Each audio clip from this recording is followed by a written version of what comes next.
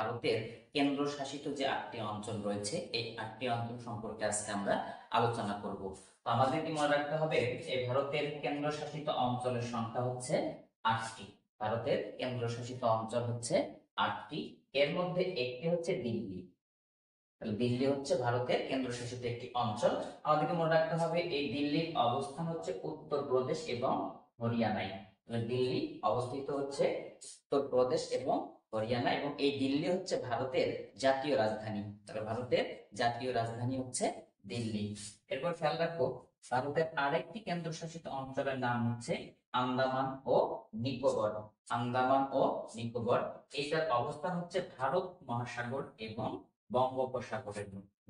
তাহলে আন্দামান ও নিকোবর এই দুটির অবস্থান হচ্ছে ভারত মহাসাগর এবং বঙ্গোপসাগরের মধ্যে। এরপরে আরেকটি অঞ্চল যেটা কেন্দ্রশাসিত, এর নাম হচ্ছে চণ্ডীগড়। এই চণ্ডীগড় হচ্ছে পাঞ্জাব এবং হরিয়ানা এই দুই প্রদেশের হচ্ছে রাজধানী। পাঞ্জাব এবং হরিয়ানার রাজধানী হচ্ছে চণ্ডীগড়।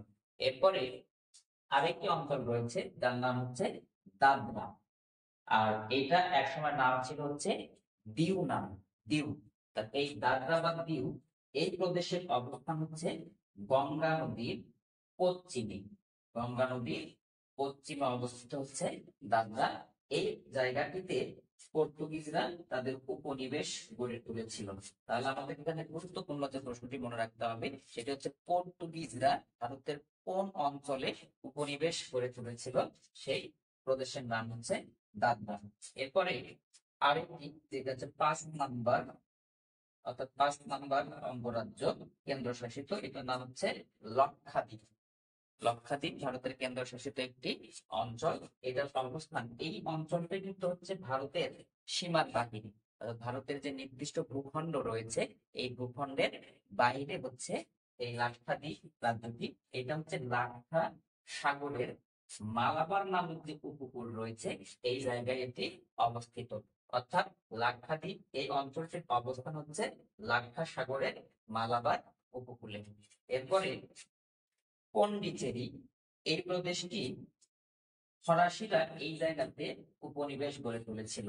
তাহলে ভারতের একটি কেন্দ্রশাসিত অঞ্চল হচ্ছে পন্ডিচেরি, যে জায়গাটিতে ফরাসিরা একসময় উপনিবেশ গড়ে তুলেছিল।